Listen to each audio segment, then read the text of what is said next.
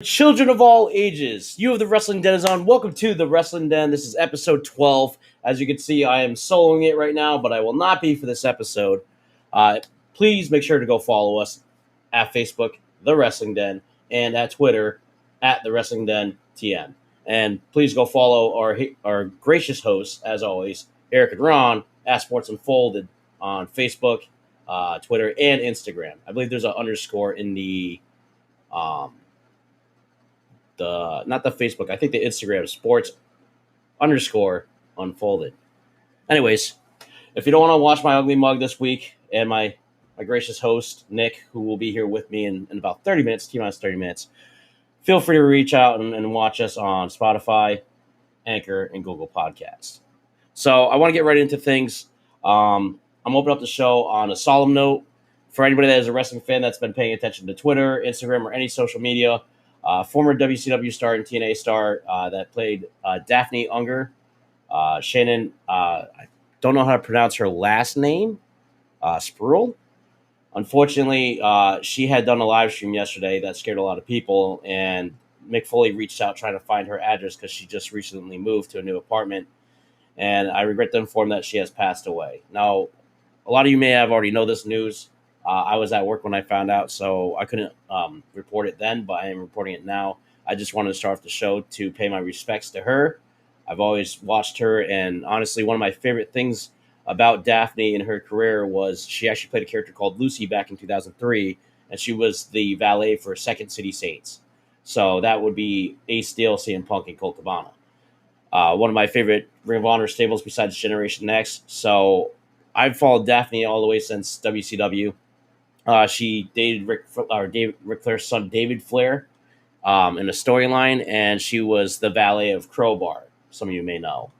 But her teenage years, she kind of started off doing some things as far as I think they had her as a guest appearance, like kind of just doing not really as a wrestler, but kind of just like it was That's what it was. It was a $25,000 challenge to beat Karma at the time, Awesome Kong.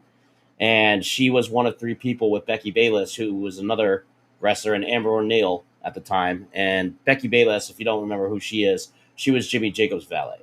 So the three of them were on an episode of TNA in the crowd. They were planning in the crowd to wrestle Awesome Kong, and Daffney was picked, and she, of course, lost to Awesome Kong. But again, she didn't do much in WCW. She didn't get a chance because she kind of just came in, and then they folded. So she did a few things. She was memorable for screaming. I think she was probably one of the first valets to scream like she did. She had this big scream. She was also part of Raven's flock too, so we can't forget that. She had a lot of important things that happened in so little time in WCW. But I think her career really kind of more shined after WCW when she was doing the independent circuit and TNA. So I just wanted to pay my respects and open the show that way. And to Daffney's family and any of her friends, anybody that's watching that was a fan of Daffney, I'm sorry for your loss, because it is a big one in the wrestling world. I think any wrestler passing away is big, obviously, but this kind of happened under worse circumstances. So moving on, speaking of Second City Saints, things like that, AEW. I want to cover AEW. I watched them last night, Dynamite, and I watched the whole show, so I got through it. I think the only match that I ended up actually fast-forwarding through and skipping was Brian Cage's match. But other than that, I want to welcome a friend of mine, Jordan, in the chat. Thank you, Jordy, for joining us. I appreciate you. Sound Alerts, Stream Elements. I know you guys, as always, for my stream. You bots are amazing. Do your thing. I want to say, as far as going forwards in the show, I do have some good news to announce. One of the big announcements being that I have a special guest tonight. He's a personal friend of mine as well. Let's just say he's going to shock the world because he is the Shock Master. Thanks for having me, Ray. How you doing, Shock Master? I'm doing pretty good. How about you? I'm doing okay, all things considered. I'm very excited about tonight's show. I'm excited about AEW. I'm excited that we have the Shockmaster himself here. If you don't know who Shockmaster is, he came in to save Sting in the 0 hour, and he fell through a wall. If I was allowed to play the footage, I would. It's pretty hard to see through this mask, you know. That's why I tripped, doing that promo. But You don't you live and you don't learn. sound like the Shockmaster. Are you the Shockmaster? Because I'm really cold bone Pete Austin. Oh, cold bone Pete Austin. Oh yeah, buddy, you best believe it. Macho Man Ricky Savage doesn't like being shown up on live Rhode Island broadcasting, especially with Miss Liz. Oh yeah, Macho Man Ricky Savage does not like that. Did you watch AEW? I caught bits and pieces of it, but I was really more fascinated about the whole Christian Cage on Impact. So I didn't watch Impact. Do you want to fill me in? So pretty much Christian Cage came back. They retired the TNA Heavyweight Championship, and then pretty much said that the Impact World Championship is pretty much going to take over. And then Kurt Hawkins. I don't Brian even know Meyer? what his new name is. Brian Meyer. Yeah. He pretty much came out, cut a promo, tried to go for a cheap shot on Christian, but he knows all of those cheap shots. And then He's Christian pretty much Cage. setting it up for their pay-per-view this weekend. So it's going to be him versus Brian Meyer? For what it seemed like, yes. Do you think that now, have you been following Matt Cardona, a.k.a. Zack Ryder? Have you been following what he's been doing? Not on AEW as of late, but I mean, Christian Cage did allude to that in his promo when Brian Matt Myers Cardona came and faced Nick Gage and won the GCW championship. He first appeared in GCW wearing a black robe, and he did like the Jon Moxley little walk around and stuff, like so people thought it was Jon Moxley.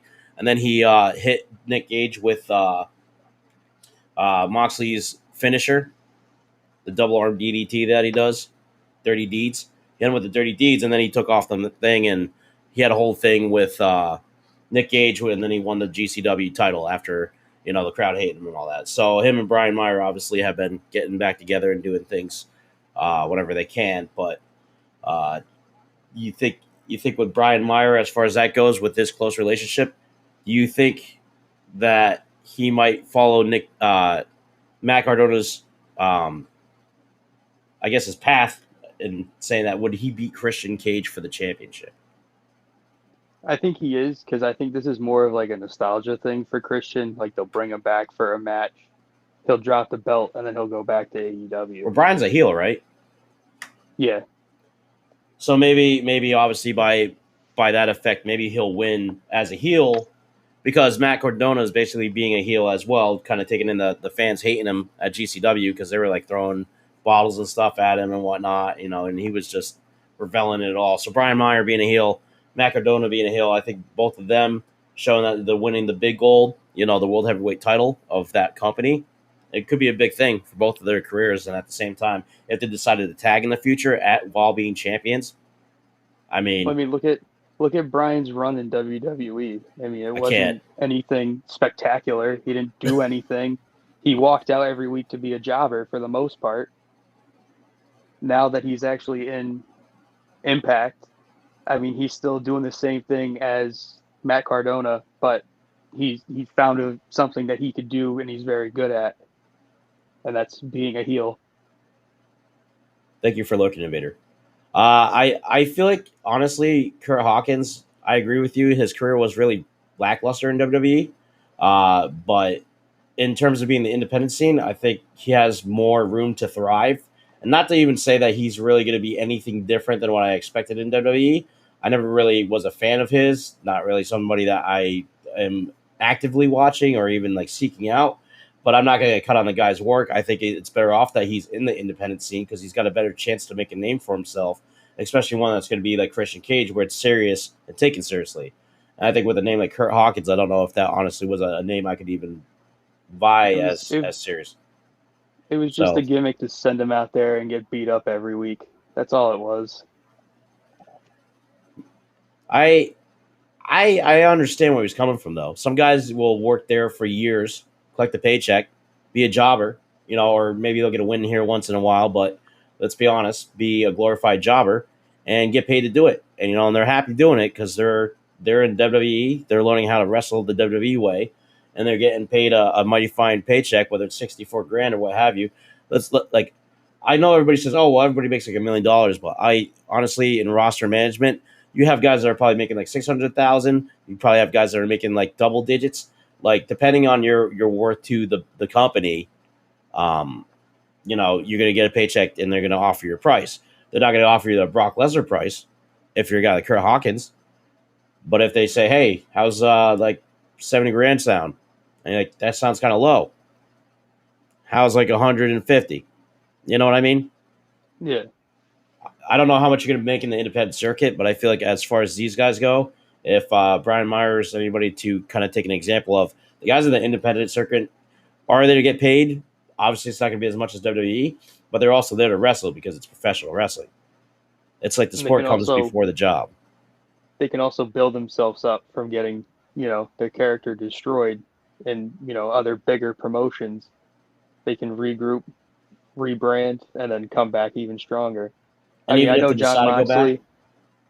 Go ahead. Like John Moxley wasn't the same because he built his name up in places like CZW and all that. But just him going back to John Moxley was huge. Mm-hmm. It was a very big statement that Dean Ambrose is dead and we'll never see him again, and John Moxley was reborn again, and it was the paradigm shift. But with like John Moxley and guys like Matt Cardona who are now using these different names and Brian Meyer, I think for Meyer and other guys, WWE is not the only place that has a lot of money that can afford to pay somebody to wrestle anymore. It used to be, and then WCW was a guy owned by a billionaire, but people call AEW like WCW 2.0 all the time, and they compare basically the stats. Like a billionaire bought this company, owns it, puts it on TNT, and he's just got money to throw around. So that may be true. I'm not going to sit there and bring up the semantics on that and look at some other guy's paycheck to determine whether or not he's got enough money to be able to pay his wrestlers and to make a good product. But I will say you have NJPW, you have AEW, you have, even, I don't know about TNA. Like, I know like they went bankrupt, so I don't know if they have any money to afford to wrestle around, but, they at least can give you a big name. And, being Impact now, they still, TNA might be dead. It's dead to me. TNA is dead to me. I'm just saying, like, TNA died back in 2010 for me when it was still alive and Hulk Hogan and Ric Flair were running amok. It was dead to me at that point. But for others, it's become this thing from Anthem to Impact, whatever. I respect you for watching it. I don't watch Impact, but I respect you for watching it because I just can't, dude. It was kind of one of those things that popped up in the recommended. So I kind of just started catching up on it because the last time I watched Impact or whatever they were branded as before that, it was the one wrestler who was the MMA fighter, and he kept bouncing back and forth. I can't remember his name off the top of my head. MMA fighter, an Impact? Yeah. But he was in WWE like in the 90s, late 90s. Not Steve Blackman. It was Ken Shamrock, wasn't it? Yeah, that's who it was. That guy, or Ken Shamrock, was pretty much feuding with Sami Calhoun. And it wasn't a great look. Game and Chef. Sorry. Go ahead. I have to, everybody that jumps to the chat, I'm just going to let you know right now. Everybody jumps to the chat, I'm just agreeing. Go ahead. Because I know who Sami Calhoun is. It's just one of the guys on Impact that's probably going to be there the rest of their career, unless they jump ship to AEW. I mean, and I think that's the thing, too, is like a lot of guys that you see like leave WWE or somewhere, like you think it automatically just going to go to AEW. I just realized, too, like NWA still exists. NWA still exists, and of all people, I don't know why, but he's WWE. He was in WWE, but he's now NWA champion, which is Trevor Murdoch. Say again, Trevor Murdoch, okay? Like, the most talentless guy I've ever seen is NWA champion right now, which blows my mind. And Shark Boy is actually, now that you mentioned Shark Boy, Daffney actually was Shark Girl. I just found that out today. I didn't know that. Like, the Shark Girl valet that walked around with Shark Boy in TNA. I didn't know that either. Yeah, that was Daffney. So that was like one of her first appearances besides being like in the crowd and doing the Awesome Kong thing.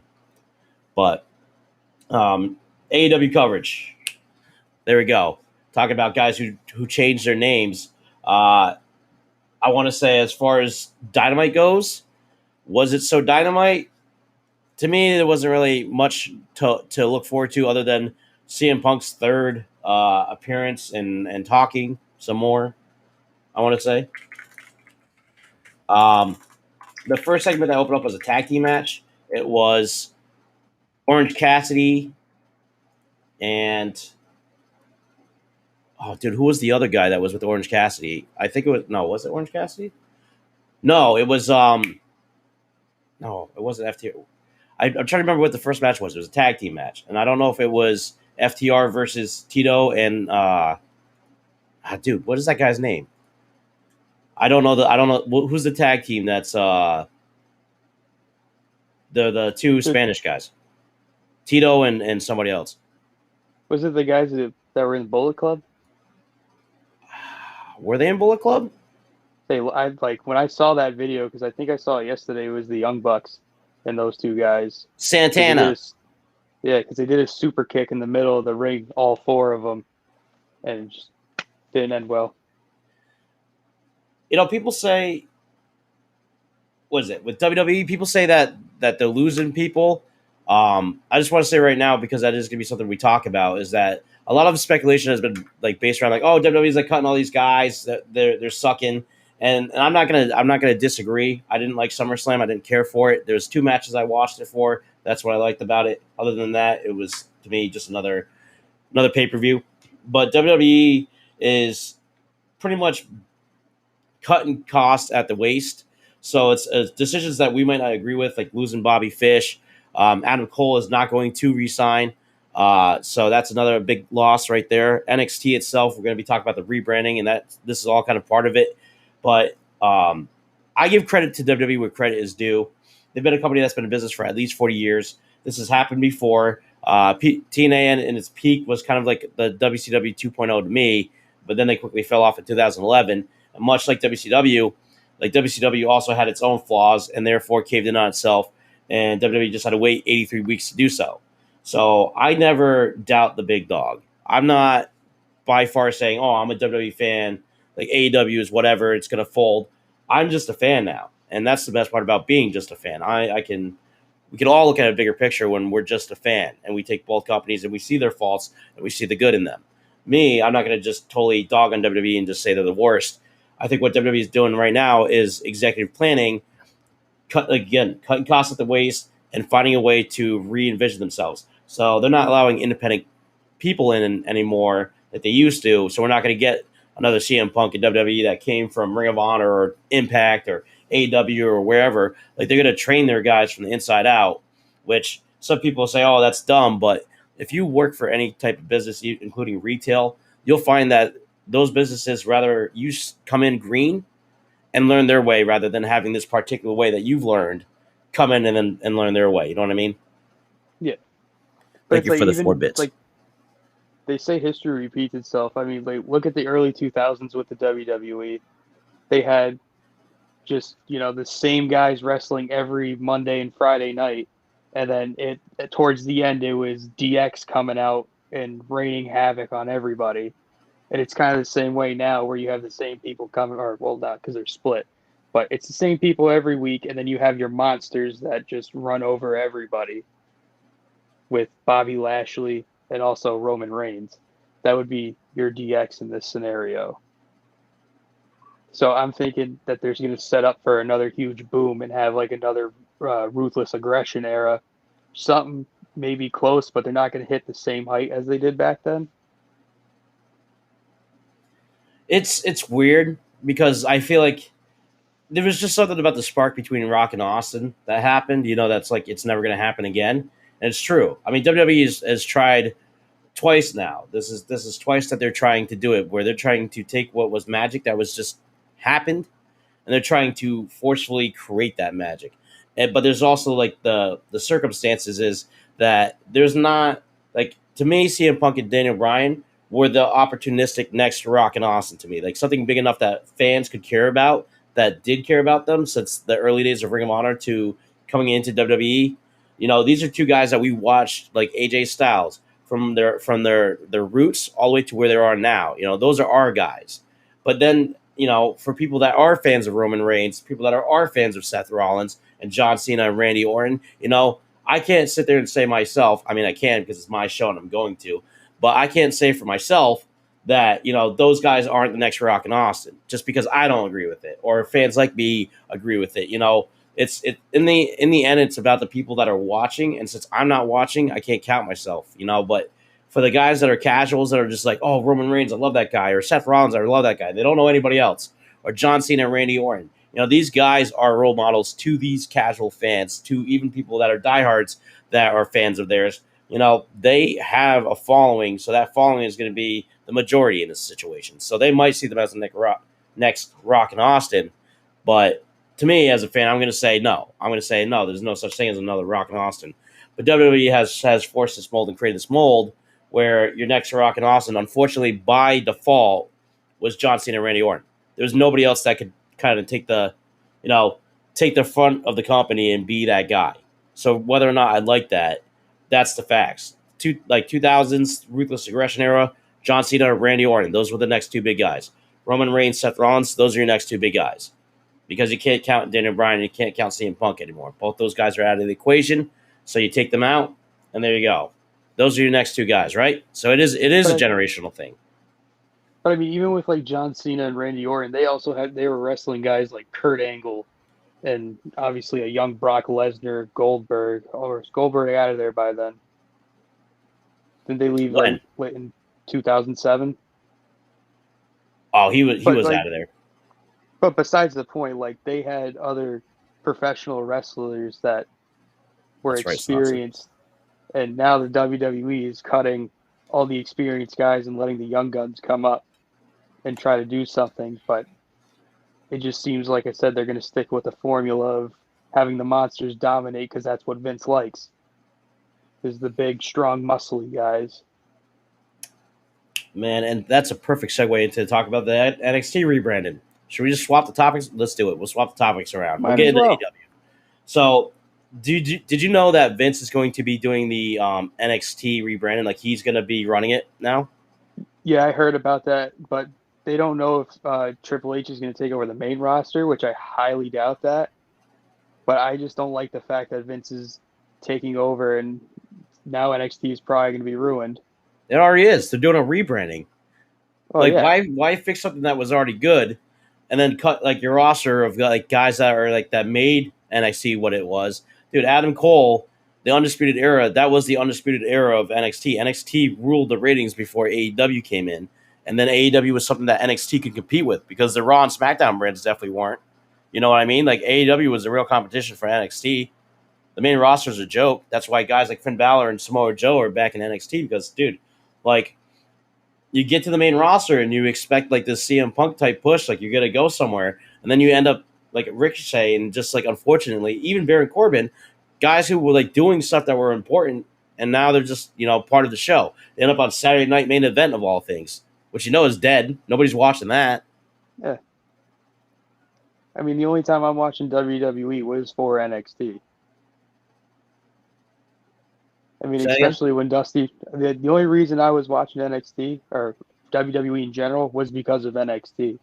Like watching War Games for their pay-per-view is huge.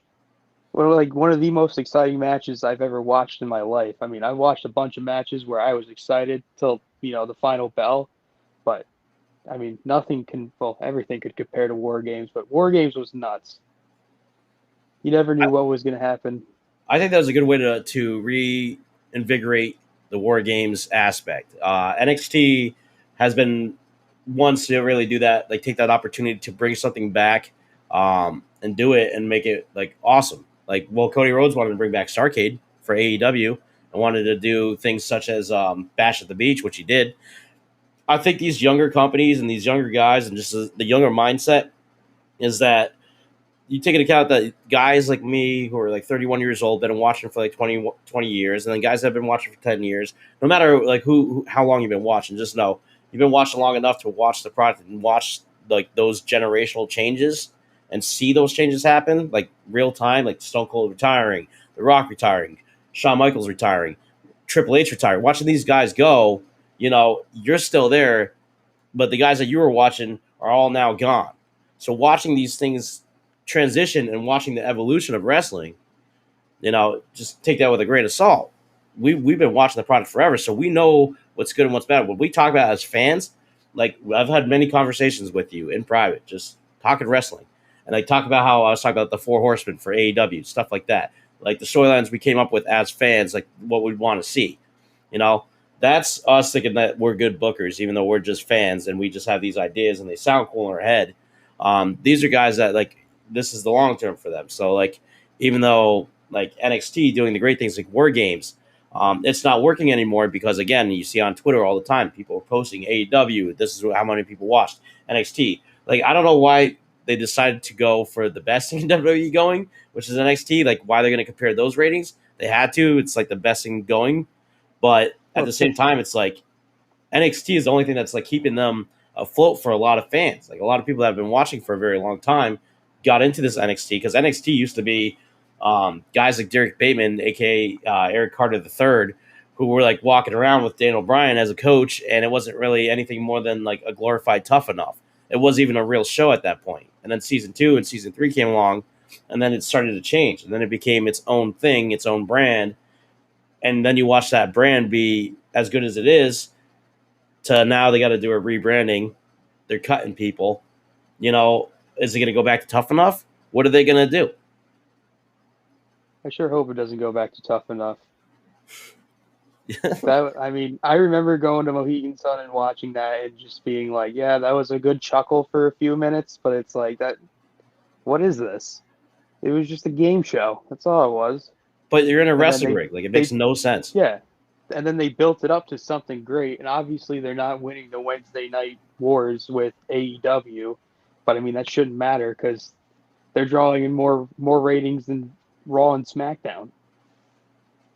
I just think that I don't like – so that's the one thing I don't like about the whole wars thing is because, AEW's been around for 3 years, almost 3 years coming up.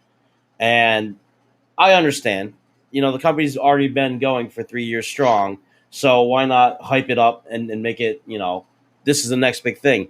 But let something grow in the privacy of your own, you're watching it, you're enjoying it, you're talking about it. But I think it's just too early. I don't like the whole wars thing because now it's just it's almost like an angle. A new company comes in, coexist, and that's the thing.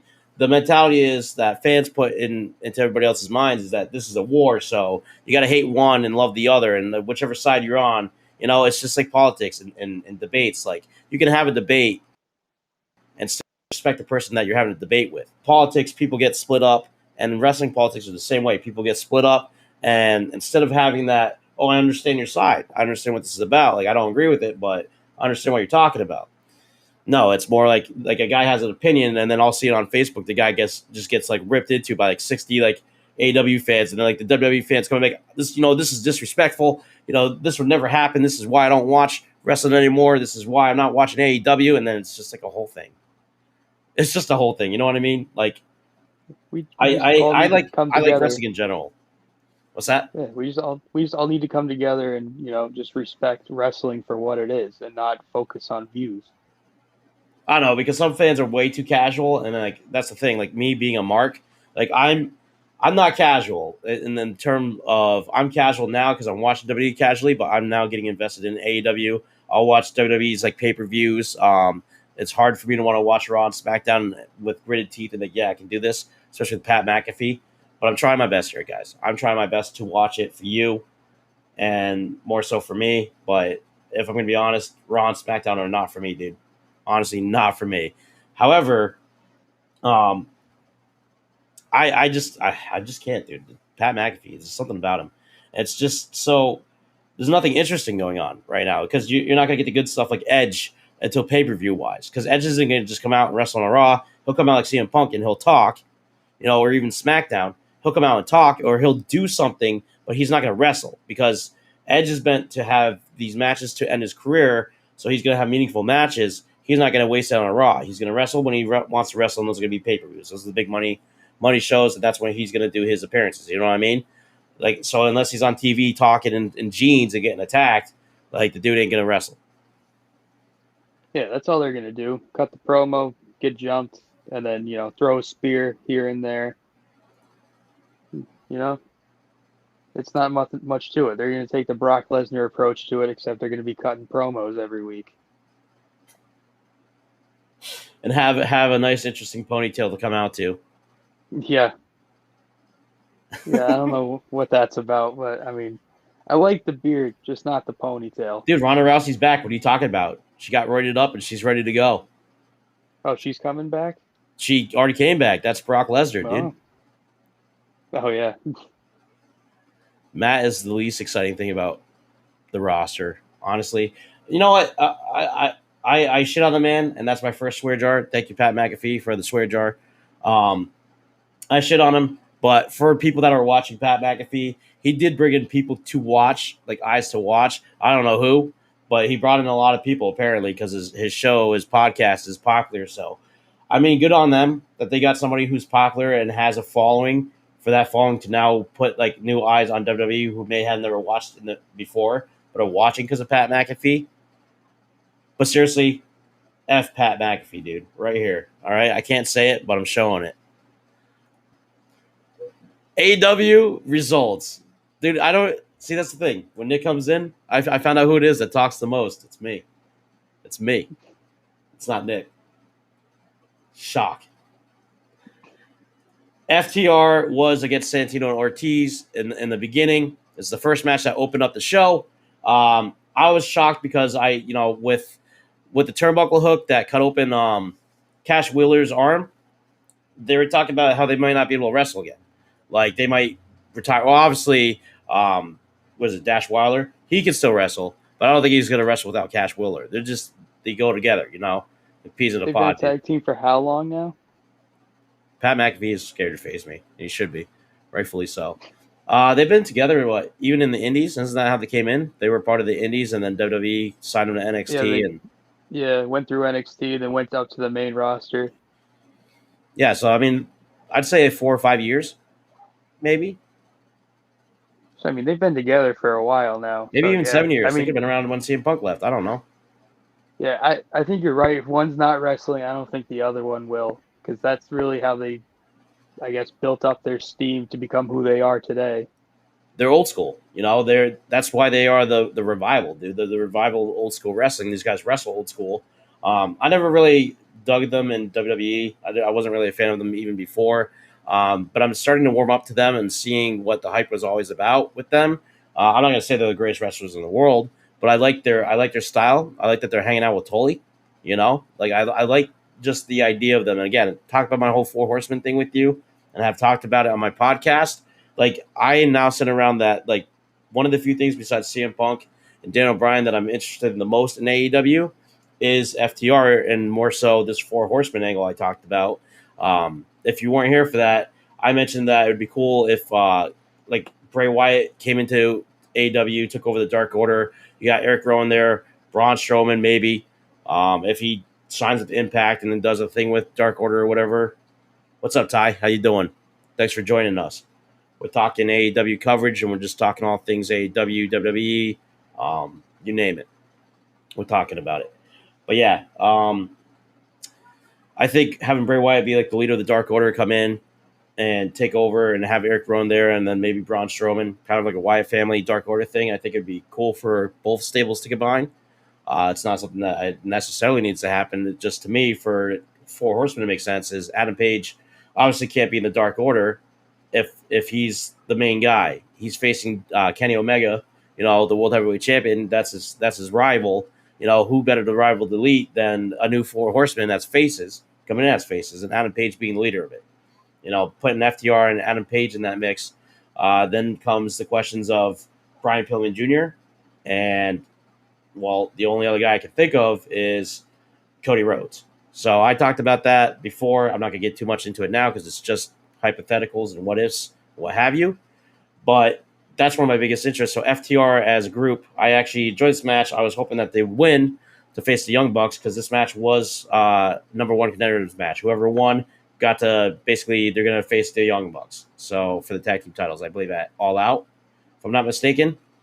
And Santana and Ortiz won the match, which I don't know why they were wearing black and white face paint I don't know if it was for Vampiro or whatever, but was it Santana that did the Three Amigos? If people watch Jake Paul's fights, imagine Rick versus Pat in a cage match. I'd pay to see that, Rick. How much?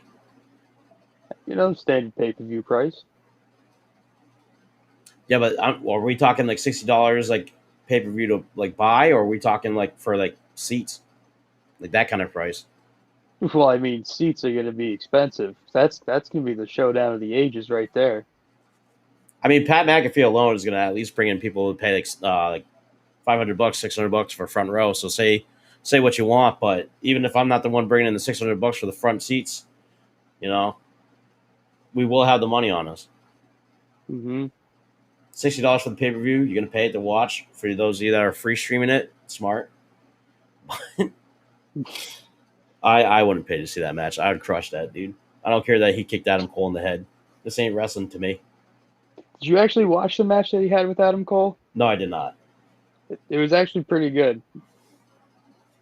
He had one spot where he was trying to go for a superplex. Adam Cole pushed him off. He ended up like running and jumping up to the top turnbuckle or the middle turnbuckle, and then ended up superplexing him. But Adam Cole kicked out and eventually beat him. How long do you think he practiced in the ring doing that match? Like, how many practice matches do you think they went through before shooting that live? I'd say a lot, because from like watching the Pat McAfee show, he got drunk one night and just bought a wrestling ring, and then started training from somebody, which I think they took a jab at it in NXT. They said he needed the money for like booze and everything. Sal Bandini, you want to wrestle? I'm saying he probably did at least like 2 months worth of practicing for that. Maybe 3.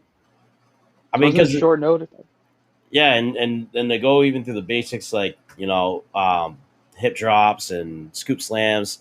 They don't even teach you how to do a DDT when you start off. Like, you have to. Some people might, but like my trainer, he wouldn't do it like right off the bat. Like, you had to get a few matches in first, and then like you would learn how to do the more dangerous moves, the ones that require you to land on your head. Like, that's not something that you're just gonna say, hey, you're green, dude. This is like your second time doing a fake wrestling match.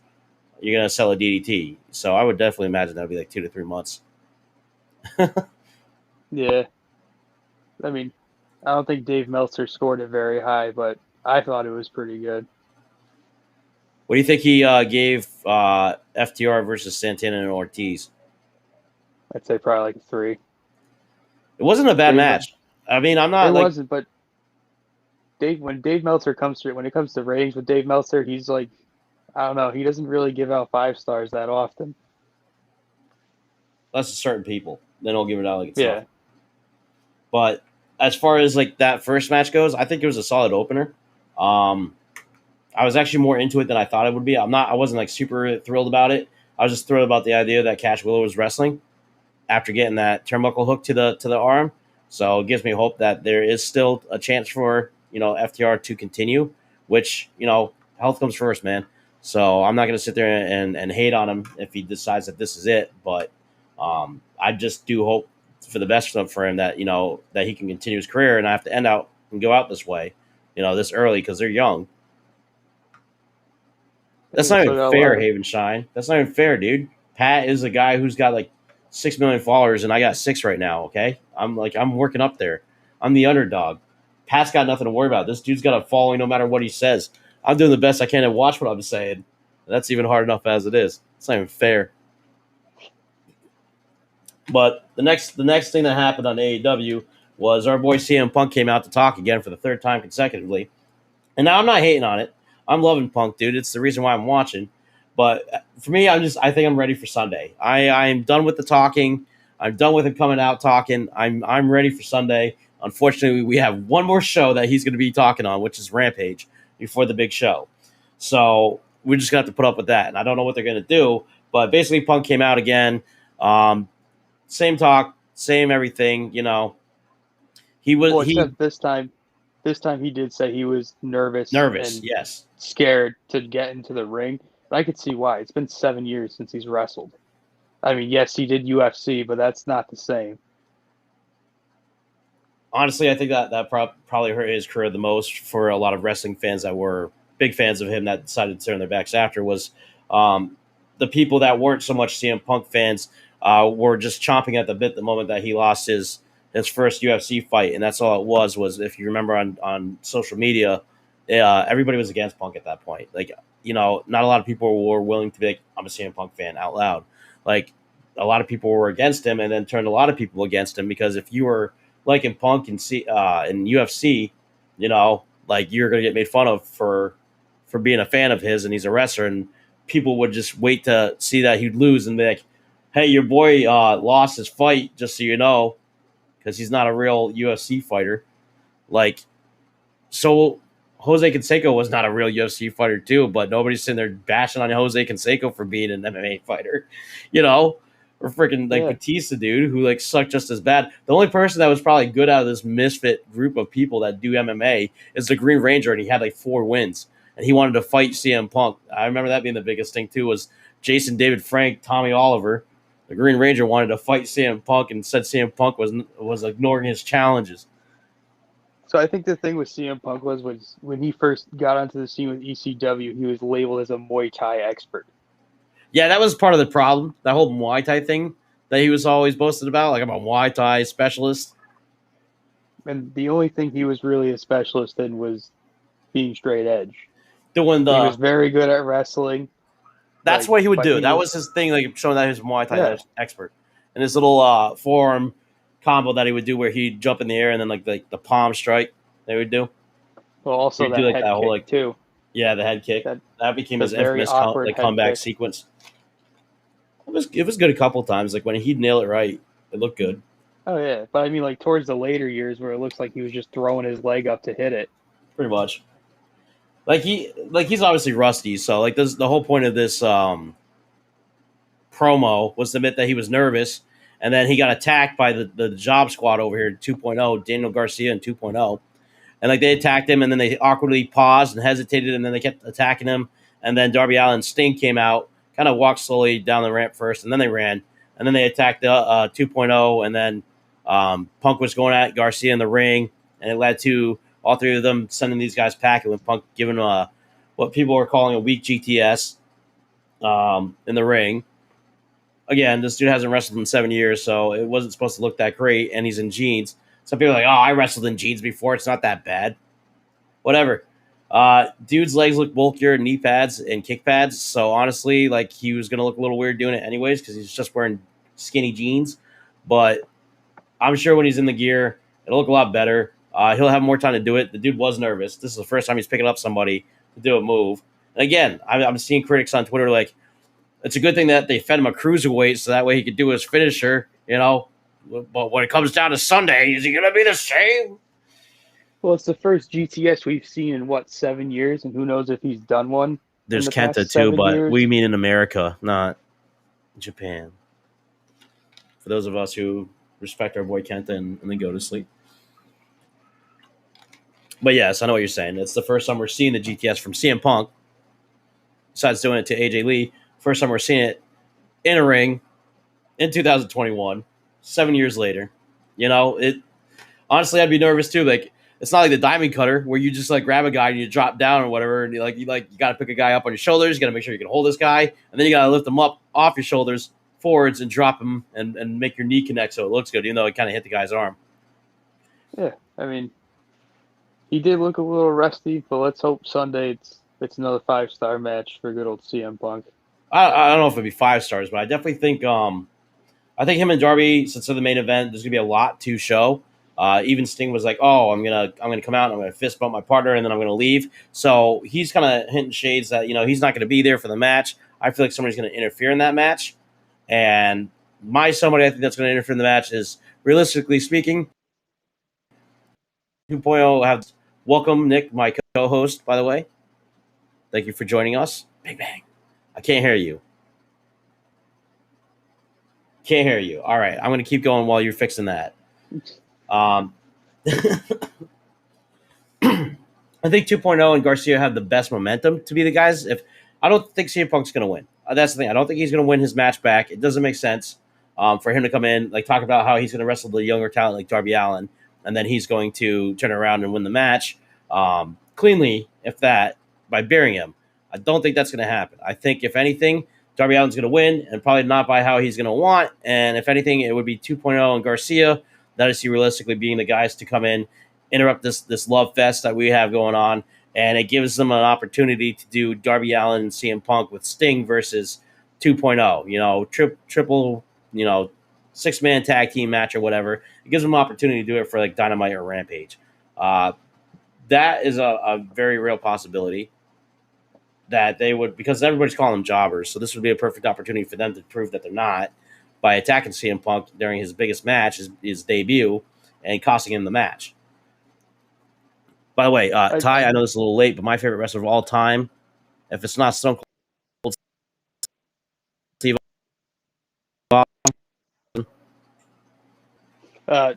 CM Punk and Jeff Hardy.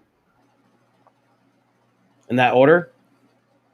That'd be Jeff Hardy first, because that was honestly the first wrestler I really got into when I first got into wrestling. And then obviously when CM Punk came around ECW, it kind of switched over. I didn't have the pleasure of watching the Ring of Honor matches with Samoa Joe and all them, and watching him actually build up his character. So, I mean, I guess like in terms of like WWE, my first favorite was Jeff Hardy. So I'm with you on that one.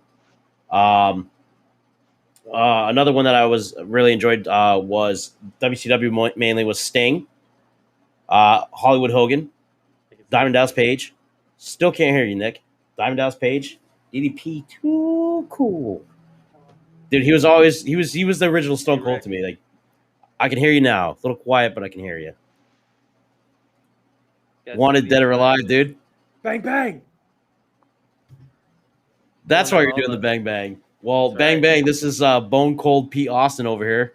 In case you're wondering who our guest is. See, my feng shui's messed up there because of the. Hold on, I'll get it. Hold on. I just like the fact that you're wearing a Cactus Jack shirt. Deal. Well, I'm Carlito Caribbean Tool. Yeah, he's Carlito Caribbean Tool. This week I'm Cactus Jackoff. Cactus Jackass, dude.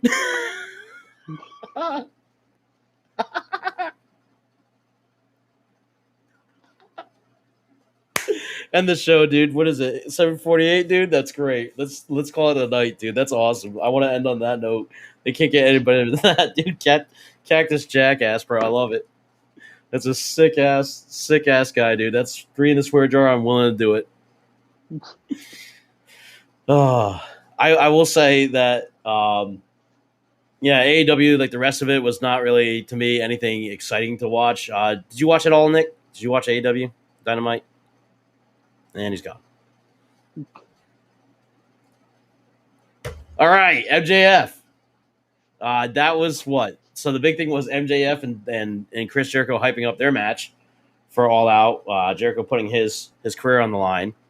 And MJF sat in the chair and talked to Tony Schiavone and just was MJF. And then Jericho speaks afterwards in the ring, talking about his career, how he started in Chicago, like in WWE, and like how if he's going to go out, he might as well end it in the same place he started. Bunch of stuff. Basically saying, I still have it in me. You're going to have to kill me to make me, give up my career or whatever.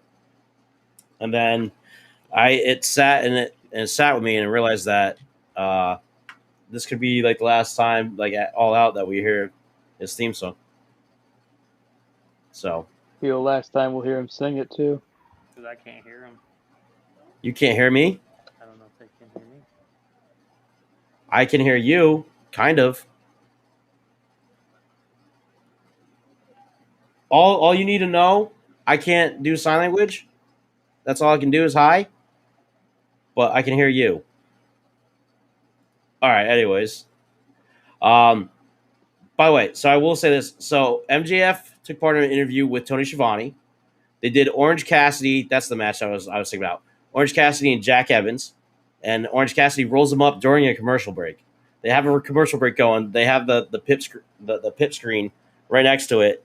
And he wins in this commercial spot. Like, of all the times to be doing a commercial, and end the match. Like they did some sick stuff too during. Like I was like looking at my screen of my phone like that, and I was just like looking as close as I possibly could to see what was going on. Dude, Jack Evans was doing something cool off the top turnbuckle with like Orange Cassidy, and I'm just like, why are they doing this cool stuff? Like if it was me, if it was a commercial break, they were on top of the turnbuckle, they were fighting over a superplex thing. I would have just milked that spot until they came back from commercial break. I would have been up there like, oh, he's trying to fight for the struggle, and then when they came back, do whatever you're supposed to do. That's a smart way to go. No, they ended up doing some cool stuff during the commercial break, and then all of a sudden, like it ends with Orange Cassidy. I blinked for a second, the dude rolls him up, pins him, and I'm just like, there's no audio, so I didn't even know that he won until it was like the referee's holding his hand, and I was like, what? What did he just really went off of that roll up? And he did. Because he kind of rolled off right after he did it. It's the most devastating move in all of wrestling, the surprise roll up. I just couldn't believe that happened, but what was more interesting after that was the Best Friends came out to try to make a save on that because Hardy attacked him and then sent all those dudes out from the HFO. They all came out and they were attacking him. So like the Best Friends tried to come out. Not Trent. He's still dealing with his injury, but what's left of the shortly got disposed of. And I think it was just Jurassic Express that came out and then they saved them. Like they just ran out the two of them and the whole Hardy's whole faction slid out of the ring and vamoosed over two guys, one big dinosaur and little tiny Perry, dude. I don't understand. Like, hey, them guys are dangerous right there. It's Jurassic Express. How would you sell the idea of watching wrestling to someone new without using history and legends of WWE? Rick, you can hear me now, right? Yeah, you're very quiet, but I can hear you. I can hear the sound of you going into that bag of chips more than I can hear anything else. What is that? Hey, it's only chips if you're English. Because it will be some fish and chips. I'm going to be eating some chips.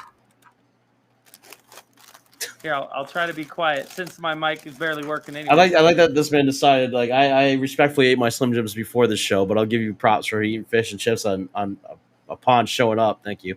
How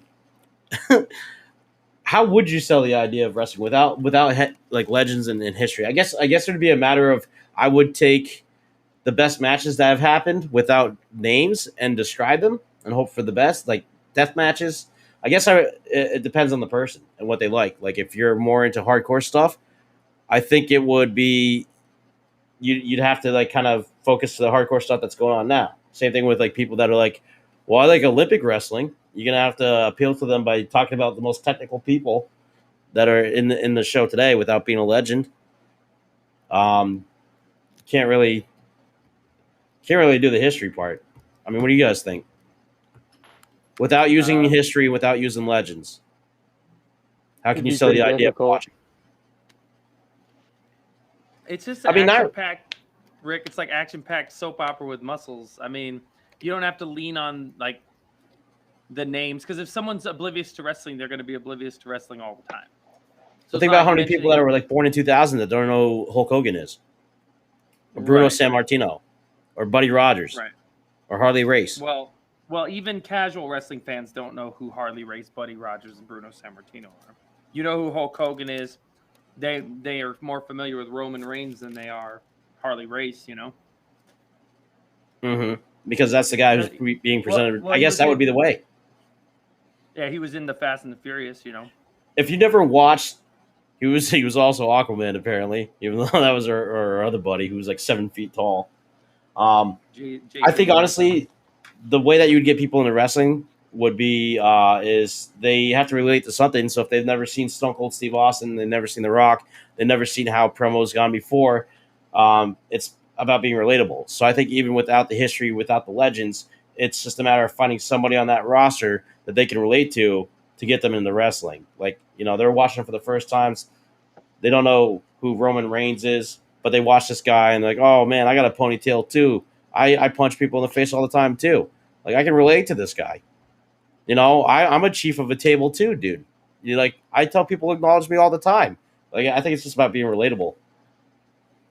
I always start with like showing them an example of something. So depending on their person, like a Hell in the Cell, Mankind versus the Undertaker kind of thing. You don't have to know who either one of those guys is to know that match is insane.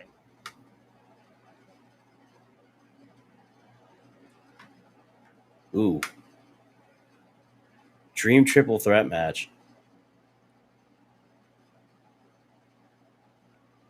Hell in the Celery. Apparently there's Rage in the Cage, and there's Hate in the Crate, like with the wrestling crates. That's been a new fad. So like people are taking like, I seen a meme of like the Hell in a Cell, but I showed you, Bubby, and I showed you, Nick. It was replaced with a milk crate going over the ring. That was clever. I do like that. And then people try to climb up it, or what? They go down. I mean, I guess Casper even tried to do it too. Broke his neck. Casper the Ghost. That's how he died. That's how he died in the movie. It wasn't that he couldn't find his way home in the cold. It was that he tried the crate challenge and died. He tried the crate challenge. That was it. I mean, I don't know, Austin. What would your triple threat be? I mean, obviously I'm gonna go Hardy Boys, because every time Matt and Jeff had a match together, it was always exciting, especially if it's an Extreme Rules match. But probably them. I don't know. I'd probably throw Batista. I always liked Batista. The Hardys versus Batista? Yeah. It's a little weird, but I won't knock it. They would team up on Batista, and then after that, Matt just turns his back on Jeff like he always does. You'd say that'd be a little bit too predictable, though, wouldn't it? Why wouldn't Jeff turn on Matt? Because we all know it doesn't go like that. Maybe Roman Jeff Reigns turns on himself. No, Roman Reigns shows up. That's the real swerve. And teams up with Batista. What about you, Nick? What would your triple threat be? Are we talking time and space and all that is thrown out the window, right? I can pick any era, any person, any wrestler. Ty, or what? Since you made the initial challenge of the triple threat, anybody goes, anything goes in terms of the perfect. Yep. Space and time, continuum, doesn't matter. You could have RoboCop show up from WCW. I guess that would be a thing. Man, there's just a lot of stuff running through my head. Maybe like a Prime Shawn versus a Prime. This is a triple threat, you said, right? Yep. Prime Shawn versus AJ Styles. And, like maybe as much as I love Christopher Daniels, maybe just replace Christopher Daniels in that triple threat in TNA and just go Joe, AJ, and Shawn. Would be interesting to me because the thing with Joe, and the reason he was in that triple threat and why it was such a good match is because he's the, I want to say, antithesis to Styles and Christopher Daniels, but he made it work. Those three together, like he's just enough of a high flyer to match them, but he's such a powerhouse. He's such a force. He made that work, and so maybe replacing Daniels with Shawn. Because if I gotta have a third, because if you do Punk, Styles, and Michaels, then maybe it's too much of the styles are too similar. You know what I mean? Yeah, because I was thinking like Alex Shelley, Prime William Regal, and like Bryan Danielson or Prime Bret Hart. But at the same time, all the styles are very similar. So even though I'd love to see a technical match like that, I think you need something to, like Kane versus Triple H versus Shawn Michaels. You had something there, a little spice of life for each guy. That's what made it really great. So I can relate to that. Like somebody has to be a little bit different. Kane was a bigger guy, doing like kind of like the powerhouse moves type deal, and just being the ultimate, like a different persona there, as opposed to a fast pace that Shawn Michaels would do. He was there to kind of slow the pace, or even Chris Benoit that match. Like that's why Bret and Shawn worked, because they're both really crisp but had different styles. Like Bret's trying to different attitudes to ground you. He's trying to break you down, like body wise, the excellence of execution and the ring technician that he is. And Shawn's no slouch either, technically, but he also has that the spice of his high flying nature and the kind of daredevil stuff. So that's why that works. So like you're saying, you got to have one technical guy, one high flyer, one powerhouse, and then you're probably pretty set. I think I would do Shawn versus Austin versus Rock. Like if I had to choose like my triple threat to a main event WrestleMania, like those are three guys that I thoroughly enjoyed that I could see put on a great match and probably would be like the best triple threat match that I possibly could ever see just because of how they can entertain. Me personally, that match sticks out. I want to have something with Alex Shelley in it, dude. I really do. He's like my favorite wrestler of the modern time. I think honestly what would be cool is we saw AJ, Daniels, and Joe. That was probably my favorite modern day triple threat match that's ever happened in TNA. It was the best showcasing I've ever seen. I learned a lot from that match. The matches that I made doing WWE 2000 was SVR 2007. A lot of spots I took like from a triple threat match I did from that match, like the monkey flip into the Hurricanrana spot from the corner. That was probably one of the things that stand out the most to me. But I would have something like that where it'd be like Alex Shelley maybe or CM Punk. Okay, if you had Joe, AJ, and Daniels, I would do CM Punk, Daniel Bryan, and Alex Shelley. I think that would work.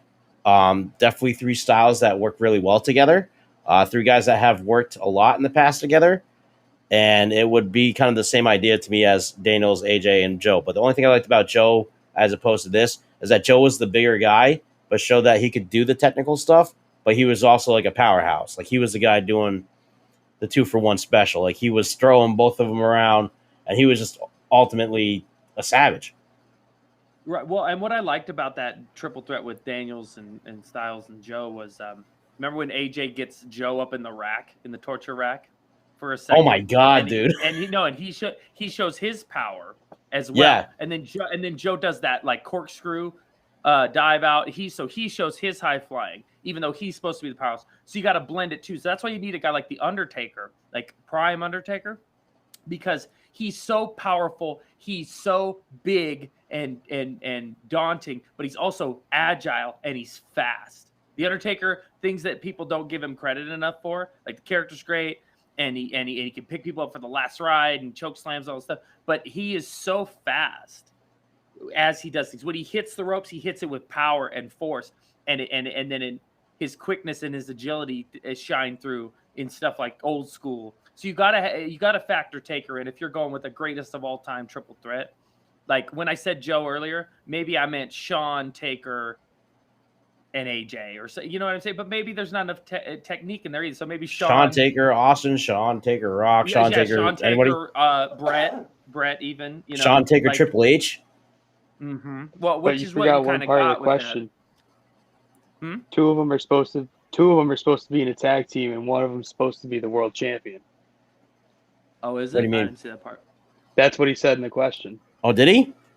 Yeah, two of them are supposed to be tag team champions, and then one's the regular champion. Oh man, I'm sorry, Ty. I totally just took it a different way. So I guess that's why I said the Hardy Boys, and then you have Batista, who is that powerhouse. So one is world champ, and the other two are tag team champs. So if I said Rock, Austin, and Michaels, it would be interesting to see Rock and Michaels as a tag team. But I've always wondered what it'd be like to have Rock and Austin as a tag team. So I'd do, honestly, Rock and Austin as tag team champs and Michaels as world champ if I had to do it. And if it had to be an established tag team, if it had to be like a team that has been established, like he said, the Hardys, that's great. That's not fair because okay, fine. MCMG versus... Right. I'm going to do Jerry Lynn, dude, because that would actually be a really good match. Like Jerry Lynn versus the MCMG, or... I mean, honestly, the equation could go any way for me. It could be CM Punk versus MCMG. It could be, honestly, MCMG versus Kazarian. It could be MCMG versus Daniels, Joe.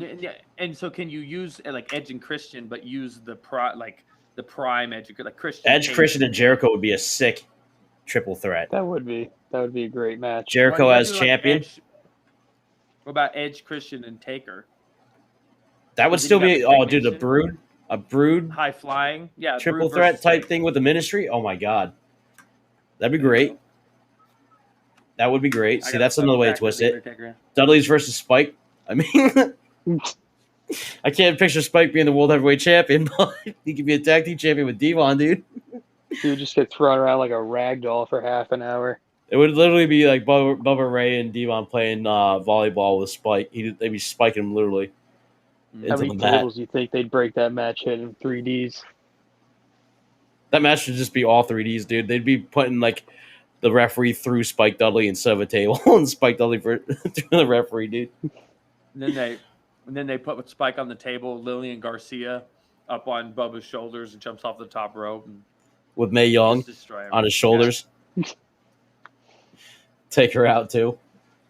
Anyways. Rick, is Mae Young still alive? I don't think so. I don't think her or Fabulous Moolah are alive. I think both of them are resting somewhere. I know that I think Moolah passed away for sure, but I don't know about Mae Young. I'm pretty sure Moolah passed away first, and then because they did the Mae Young Evolution thing or whatever it was, the Mae Young Classic. So yeah, she's dead. She's Dunsky 5000, bro. That doesn't mean she's dead. Find out for sure. Well, I mean, they have an Andre the Giant Memorial Battle Royal. He's dead. Yeah, but that doesn't mean. January 14, 2014. God rest her sweet soul. Nah, Mae Young's timeless. She ain't dead. Unfortunately, I feel like both of them did something horrible, so I can't really salute her too well. I'm going to be neutral about this. I've seen that woman's breasts. So have I. Acting like you're the only one. It's probably like the second or third pair I ever saw because I was like 11 or 12. Well, that's a shame that's the second or third pair you saw it. I think it's not a great experience to talk about. I think the second one saw was my first Jacqueline. Titties today. They were Mae Young's. Second one was Jacqueline, and then the third one was Mae Young. Dude, Miss Jackie, man. Oh my God. WWE had a thing for doing it. They were like, all right, release the puppy so Jerry Lawler can prove how weird he is. Seriously. Dude, I never even cared for that whole thing, just to not even talk about anything relevant, but Jerry Lawler, of all things, irrelevant. His whole puppies angle thing, I always found Lawler annoying, like, on commentary. Like, I liked him when he first was, like, heel going into commentator, but eventually after that, he just was, like, the guy that would say cringy stuff, and I'd be like, don't interrupt Jim Ross when he's talking, please. Let the man talk. If you're going to say something, don't say something stupid. Like, he was my Pat McAfee. Rick, as I've been rewatching the Attitude Era, I realized there's so many things that happen on screen or happen in the ring, and he's like a professional. And so he's got to call it. He has to say what's happening. And so there was this stink face, lingerie stink face match or something between Terry Runnels and the Cat. And Terry, the Cat just puts seriously her beehole right all over Terry's face at the end. And JR has to call it like the professional he is. And I'm just like, how many times is he just like at the end of a show, took the headset off, he's walking to the back and he's just like, what the hell was that? Yeah, exactly, dude. And how many times he just considered just walking, It's like, Vince, I've been with you for 20 long years in some kind of way or another.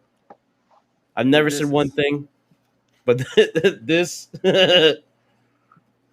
this is the worst day of my life. No, like the Kiss My Ass Club, right? Vince is in the ring with his wife. When he did that to JR, man, I was done, dude. JR did not deserve that. No, and he's like, well, it's entertainment, right? And I'm like, I don't know, Vince. Like, I just don't want to see a grown man, like, kissing your white ass. And cry. Like, he's getting fired on television, dude, if he doesn't kiss his ass. And, like, poor JR, who's been a professional, and that even goes to say, he's been a professional, and this guy's got to go in the ring, cry his heart out to all the fans watching, and then kiss this dude's ass to keep his job. Right. No, and I can during the summer of Punk. Mm-hmm. During the summer of Punk, he talked about how that's bad. He couldn't imagine like what that would be like to do to somebody. But yet, for all those years, he was making people join the Kiss the Vince McMahon's Ass Club. Mm-hmm. No, I can even hear it in JR's voice on AEW. Like sometimes there's stuff going on the screen, and I'm sure JR's just like, "What in the holy hell is that?"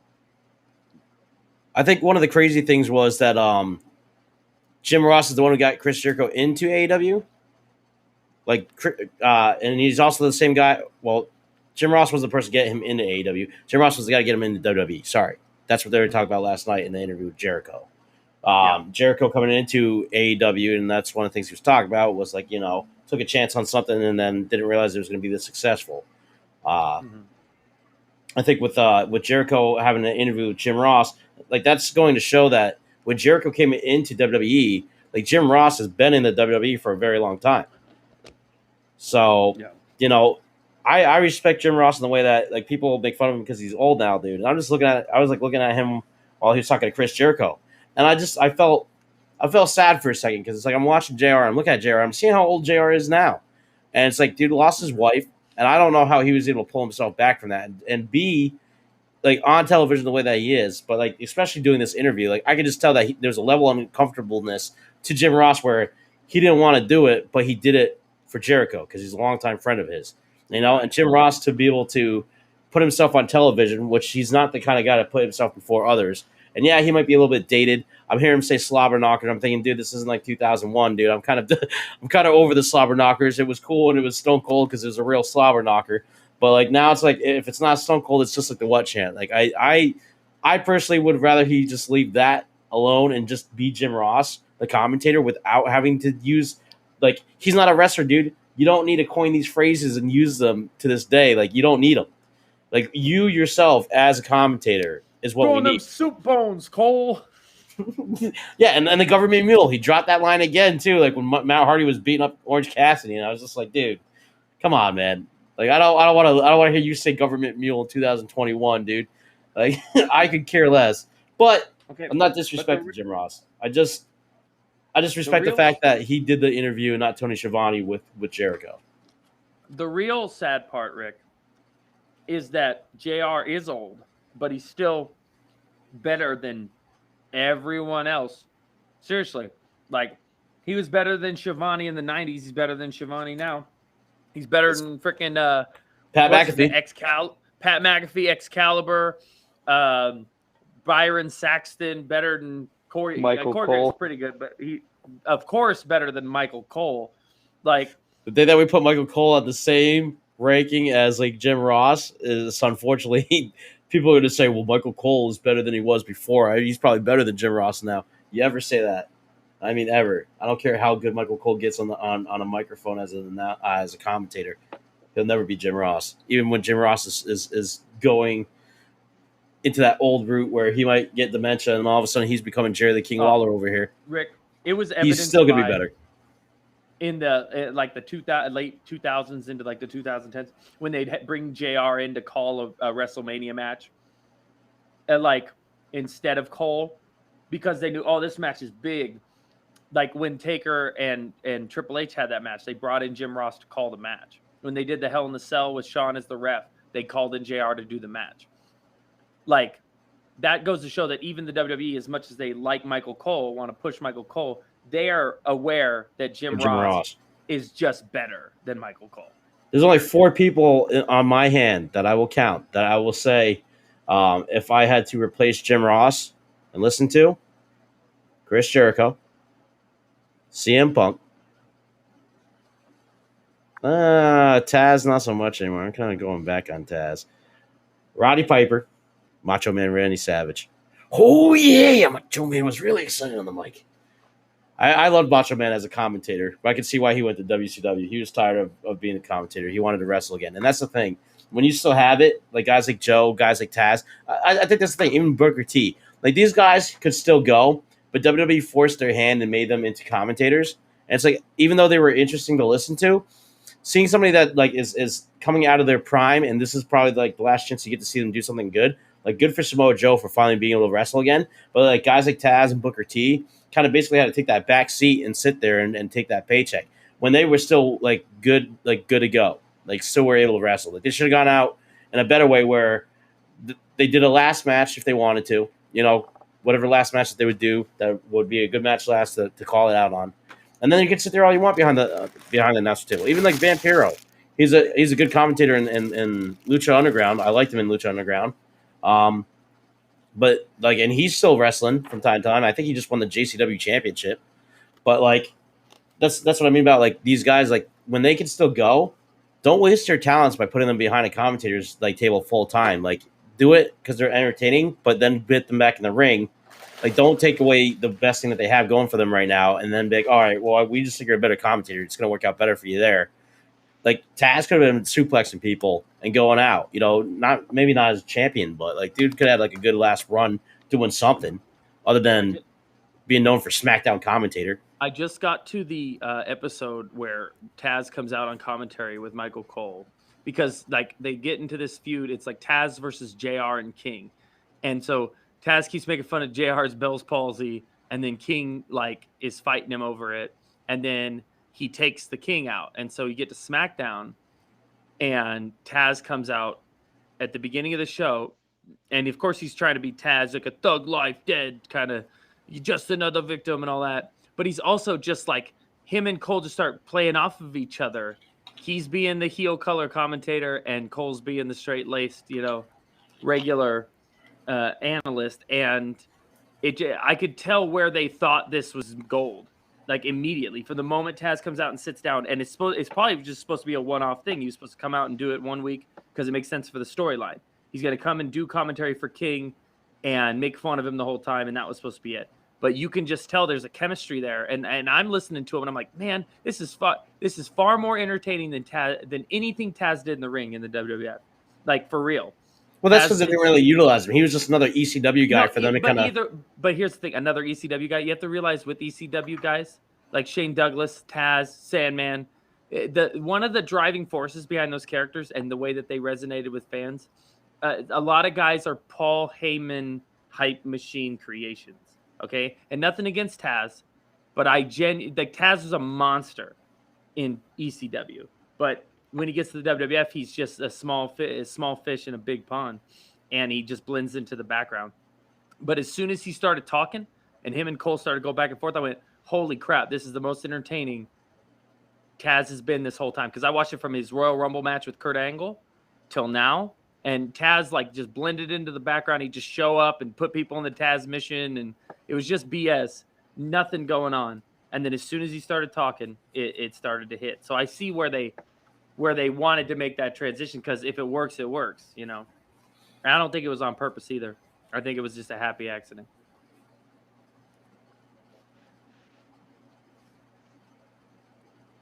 Yes, I did it. Hold on, I was thinking about it like this. There we go. This guy right here. What do you got to say about it?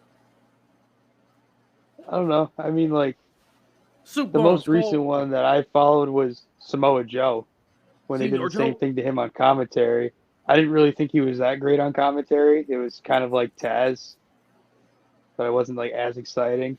But now I'm happy that he's back in the ring and he's NXT champion.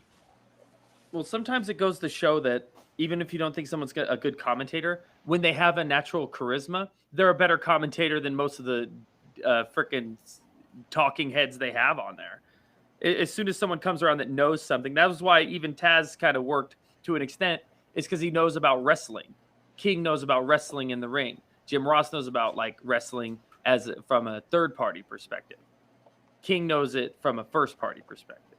And so sometimes that helps to have a guy who's been in the ring. Meanwhile, Michael Cole, you're just like, you just frost your hair and shut up.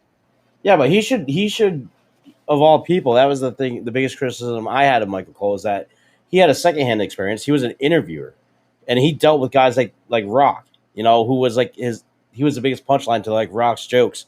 Him and Jonathan Coachman, and it's like the same thing with like even Stone Cold. Like Michael Cole was there, so it's like when you're that close to the biggest talent, like even if you don't have like the wrestling holds to talk about, you could just talk about the people. Like, and I think that's Michael Cole's biggest flaw is that he always tried to put his own twist on things and say like have his own catchphrases and just make it more about like a gimmick as a commentator rather than actually be a commentator and commentate. Now that you're watching this from this kind of perspective, yeah, mm-hmm. He became the face and the voice of the PG era. And that's why we don't like him either. Can I have your attention, please? Yeah, right. The anonymous GM. Oh, of course you have an email. Just read it. Shut up. Or he's like tells him, just read it, you idiot. That was one of my favorite ones. Is Chris Jericho telling him like, of course you have an email. Just read it. Yeah, that was one of my favorites. And CM Punk when he called him out of being the GM type deal. He's like, "Don't you have that?" Even The Rock did it too. I'm just gonna sit here and make snow angels. I get back to AEW though, because I feel like Did you talk about SummerSlam at all, Rick? No. Oh. Did you talk about Bryan Danielson's potential debut at all? That was next. I wanted to. Next, you got like 8 minutes. All right. Screw AEW. I'm gonna just finish it off because it wasn't that exciting after CM Punk and Chris Jericho. Powerhouse Hobbs. I actually fast forward through on Brian Cage to see him win. Gun Club turned on Paul White. That was the biggest thing out of that. Some dude is doing a QT Marshall did a diamond cutter. I don't know if that's legal. QT Marshall. Well, Marshall did a diamond cutter, and I don't know if it was legal or not. That's my favorite move, the diamond cutter. So I hope DDP comes out and diamond cutters him, dude. Out.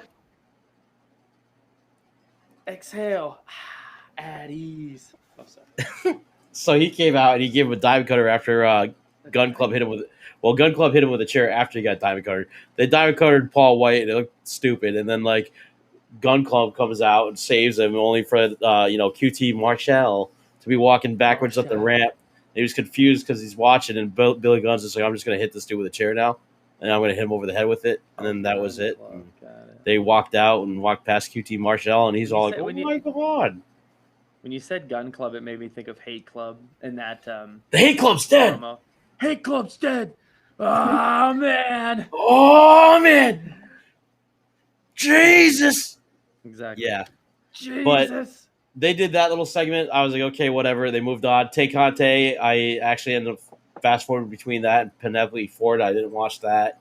I did watch the Lucha Brothers and Jurassic Express in Elite, and it ended with Christian Cage coming out and getting attacked, and then they all were basically beating them up in the ring, and they lowered the cage, and Jungle Boy somehow was not in the ring at the time, so there was Rick, what was that name you said before? Penelope Ford? Is that what you said? Yeah, Penelope Ford. What was the name before that? Tay Conte. Tay Conte. And not Zunde. QT Marshall. I'm just saying, on behalf of the Wrestling Den, we just want to apologize for not being able to pronounce some of these names. Because they're absurd. Is Tay Conte's name not Tay Conte? Is it? Is it like Thai content? I think it's Tay. It's T-A-Y. I know, but you said it, and I was like, that doesn't even sound like a real name. And the only reason I was going to say we apologize is because these names sound so absurd, they don't even sound like real names. Yeah, so we're not really into this or nothing. So should we apologize, or should they apologize to us? They should apologize for us for me having to remember Cash Wheeler and Dash's Wilder's names. Right, Cash Wheeler, Dash Wheeler, and Dawson Wilder, and Cash Money, and millions of dollars. I haven't been calling Dash this whole time, and it's Dawson's Creek. Jesus. Wasn't Dash's name in WWE? Brian Meyer. Mark Cardona. The Wikipedia to see how you pronounce this name. It's like, so that the funny thing about this show is like we're just dudes talking wrestling, but it's like just guys being dudes. We're guys being dudes being guys, but we're just so out of touch with it that these guys, I don't know half the names that I have to learn their names and talk about them because people talk about them, and it's just who the hell is Tay Conte? What's she mad? I've seen her. All I see out of her on Twitter is she's pretty much just whoring it up on Twitter, and I really could care less. I really could care less about Tay Conte. I don't know what she does in the ring. I think it's Conti, not Conte. No, I'm saying Tay Conte. Conte. Well, you're saying I don't care. You're Why saying are we wasting the last 7 minutes on Tay Conte? Tayzon. It's making it sound like Tayzon Day, and I'm saying, dude, I don't chocolate rain. Some stay dry. Oh, sorry. Go ahead. You got 7 minutes. Bryan Danielson. Oh, yeah.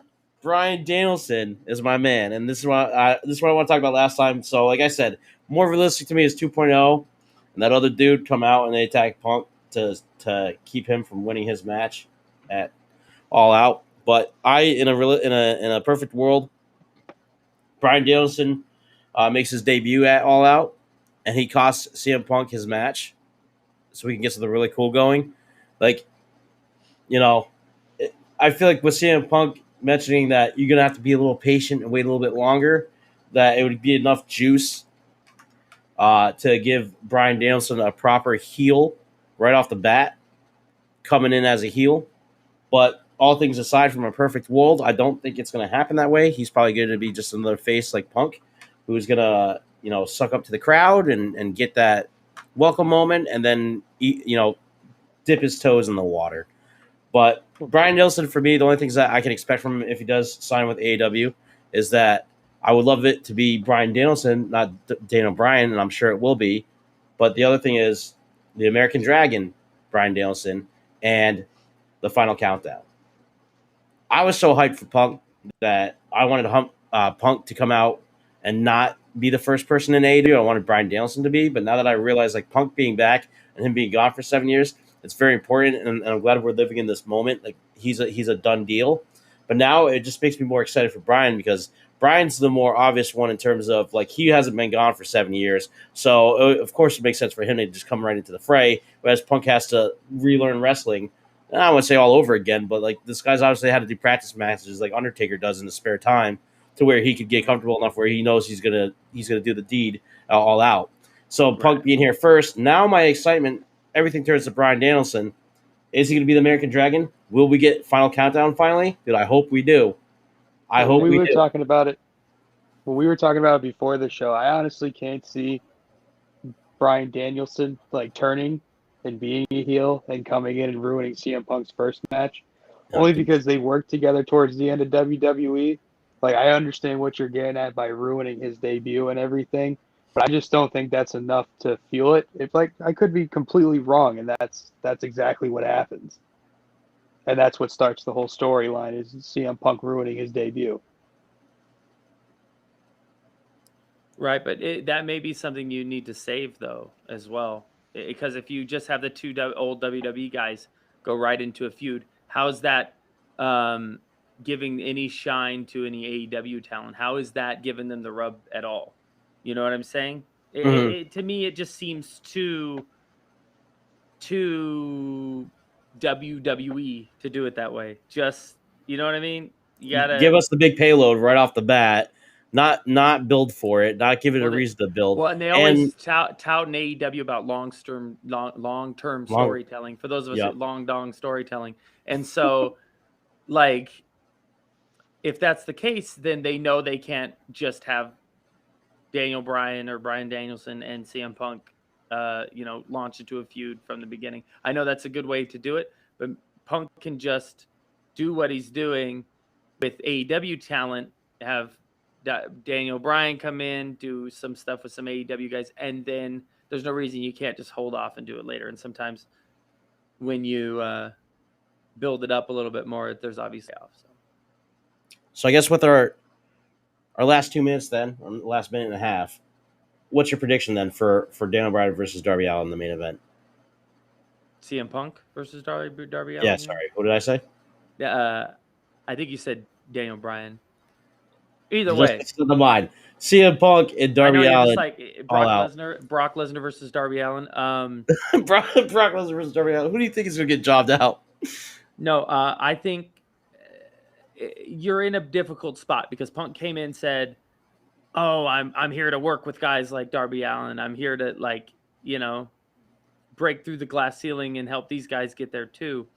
But so if he wins, it's business as usual. How does that help Darby Allin get over, right? Unless what's contained within the match matters as well. Because sometimes wins and losses don't matter. It's how you tell the story. So maybe if Darby takes Punk to a place he ain't never been before, back to the Ravens rules stuff of ROH and all that, and really gives him a run for his money, and then Punk pulls it out at the end, then you get the feel good of Punk's return and the win, as well as him being able to acknowledge holy crap, kid, you really, gave it to you gave it to me essentially.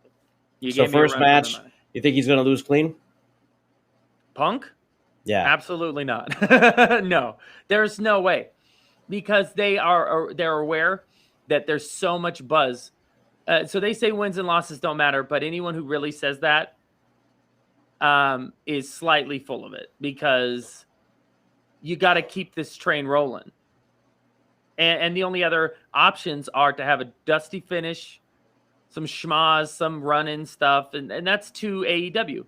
That's too much like their outlaw mentality. So I think Punk's going to win, but how they tell that story is what is going to matter. So like I said earlier, I think I definitely, I don't know. We'll see what happens. Like, because AEW is trying to prove that there's something new. But for me, how I feel like the way that they set it up is that Daniel Garcia is facing Darby Allin on Rampage. I feel like Daniel Garcia and 2.0 are going to be the guys that are going to cost CM Punk his win, because they're going to want to make a name for themselves, and it's going to give Darby Allin, Sting, and CM Punk an opportunity to do a 6-man tag team match. They need to keep all those guys out of it.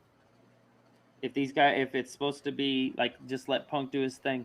And the art of the run-in is there's a fine line between dusty and muddy, okay? So, yeah, it's supposed to be dusty. It's supposed to be in question. It's supposed to be, a little bit of chaos, but don't overbook it. Don't muddy the waters. Don't mess around. And we'll see, I guess, what happens. So, obviously, we got to get through Rampage first to get any better perspective of Sunday. So Rampage is tomorrow. We'll see what happens then. And then come this Sunday, there's going to be AEW All Out in Chicago, Illinois. Obviously, there's a lot more to look forward to than just CM Punk's match. But for us two over here, and Bubby, God rest his soul, sweet, sweet soul, did a great job tonight coming on, being a guest, and filling in for the shoes for a little bit, I will say... for all three of us, I know we're definitely looking forward to that CM Punk match. So, obviously, tune in next Thursday. You'll find out more and how we feel about the fallout of All Out. You went for it. Tell them where they can find us, Rick. You can find us on Facebook and Twitter at The Wrestling Den and Wrestling Den TM. You can find us live at Sport Unfolded on Facebook, at Sports_Unfolded at Instagram, and on Twitter at Sports Unfolded. Look down below. If this is a lot to take in, it always is. Just look down below. You don't want to see us? You want to see our ugly mugs? Listen to us. Anchor, Spotify, Google Podcasts. Go follow our gracious host as always. Like I said, Sports Unfolded. We appreciate you, all of you of the Wrestling Den, tuning in, watching live. Austin, thank you for being a guest tonight. Hopefully you can come on again. I would love to have you. I'm sure Nick would love to have you. I think you did pretty good in terms of keeping up with the big dogs over here. Might even be a contender for Miss Liz.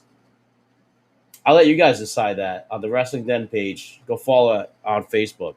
I know, like, usually your uncle and your dad are using Facebook. Please use it for us, because I am. I'm on there every week, posting whatever. But so for Carlito Caribbean Tool and Cactus Jackoff. Bang bang, bang bang! I spit in the face of people who don't want to be tools. Oh yeah, Macho Man, Ricky. Bang bang, your mom.